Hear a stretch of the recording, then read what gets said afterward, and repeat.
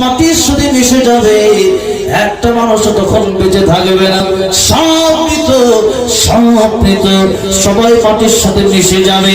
আমার ভাইরা, আমার মুরব্বী ওয়াজিরা, তাহলে সুতরাং বোঝা গেল আমাদের মরতে হবে।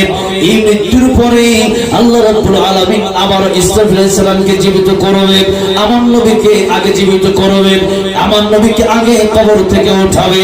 নবী তো কবরের ভিতরে এমনি জীবিত, আবার আমার নবীকে আল্লাহ উঠাবে।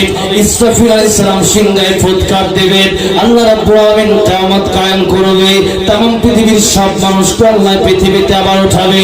এই পৃথিবীর সমস্ত সাগর, আটলান্টিক মহাসাগর, বঙ্গোপমহাসাগর, আরব মহাসাগর সহ এই পৃথিবীতে যত সাগর নদী আছে, একটা সাগরও থাকবে না, একটা নদীও থাকবে না।